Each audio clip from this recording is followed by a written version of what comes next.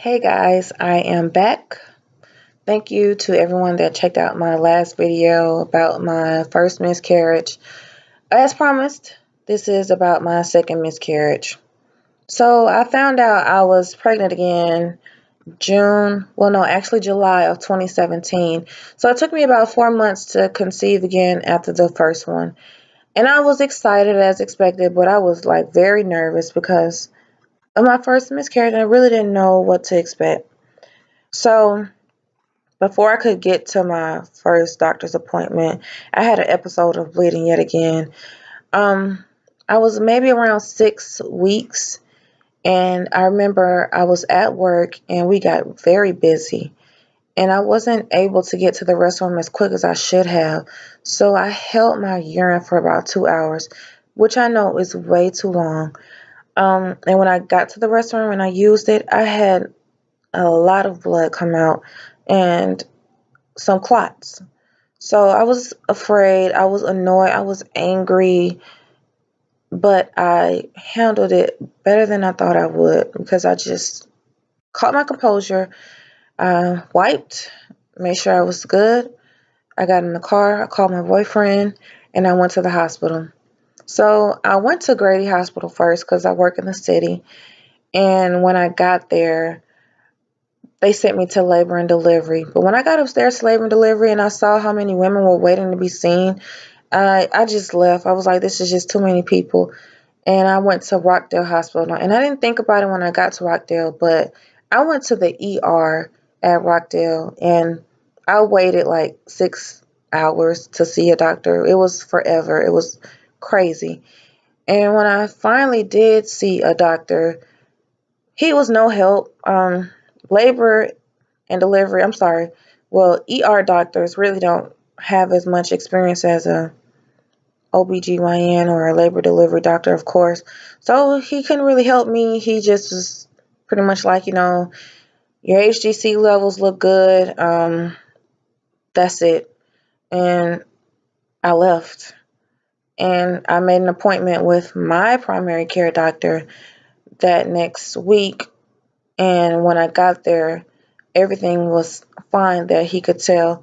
It was kind of early. He couldn't see the baby yet, but everything that was supposed to be there was there. So he knew that maybe another week or so I would see my baby. And I did. When I got to my 8-week appointment, my baby was there. I was excited. I was happy. Um, Still a little nervous, but happy.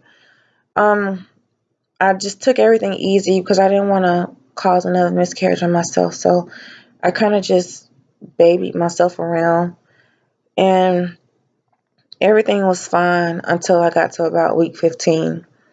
So I was 15 weeks and 4 days and I got home from work and I was very tired.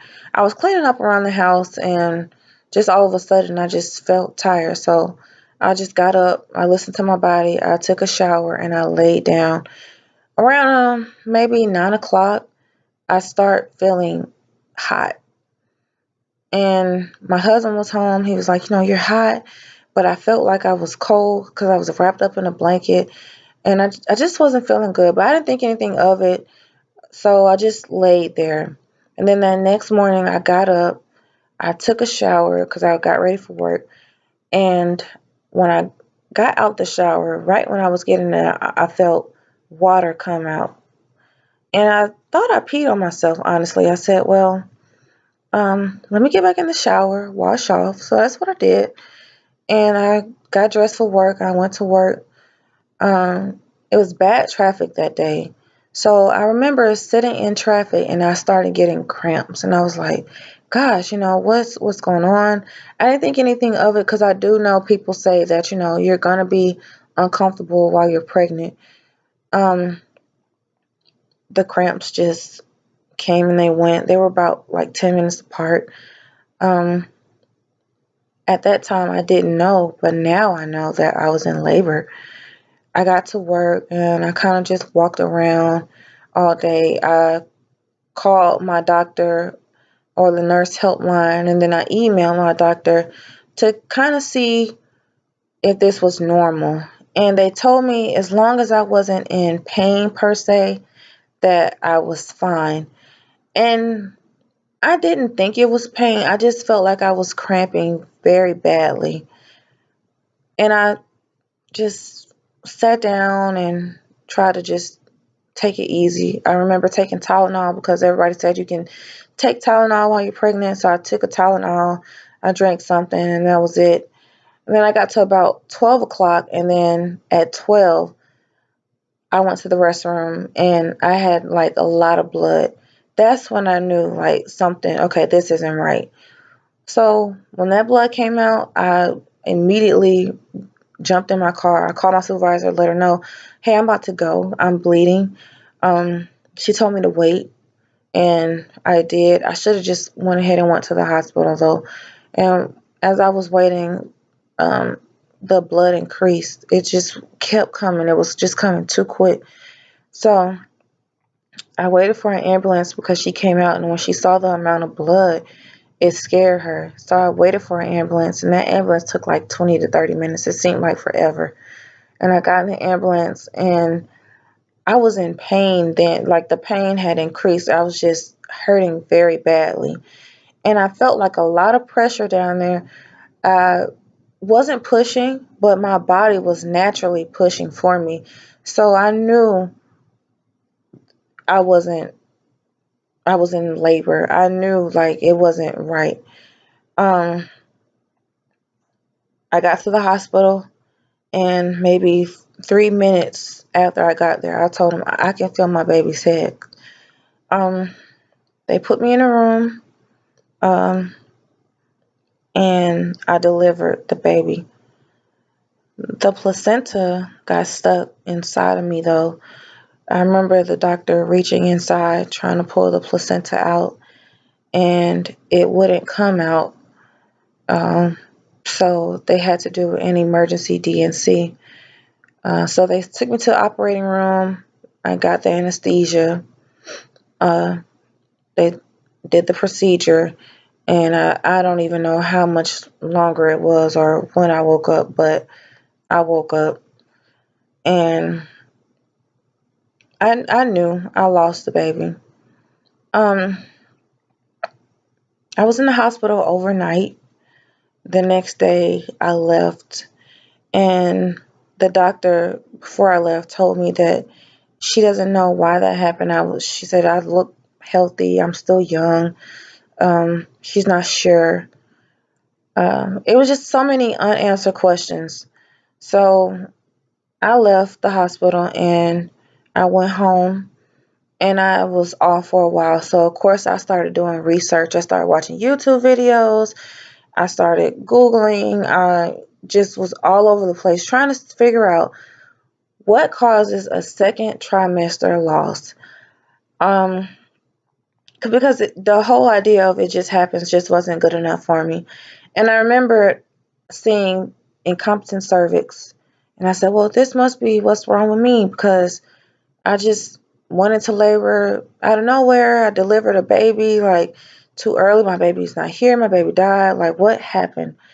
And I went to my appointment with my maternal fetal medicine doctor, and she kind of just told me that she thinks I had an abruption based off how much bleeding I had.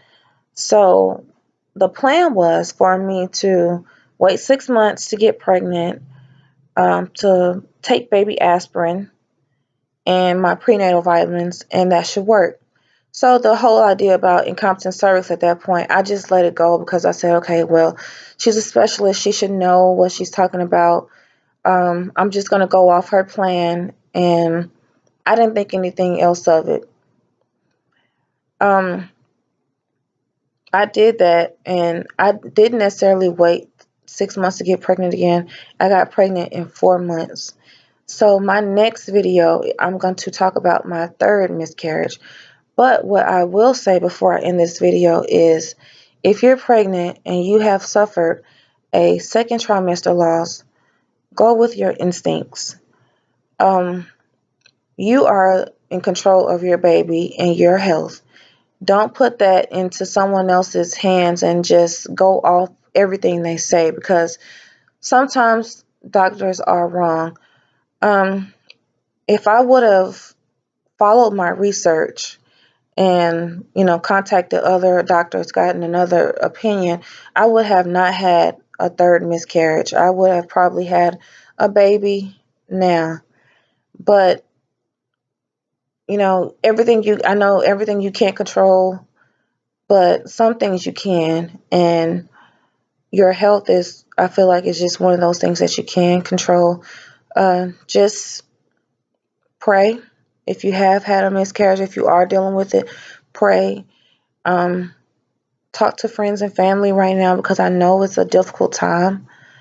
And research. Figure out why you had that second trimester loss, because the whole reasoning behind it about it just being because it happened, that's not true.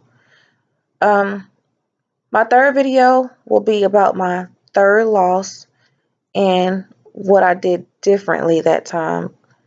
I'll see you soon, guys.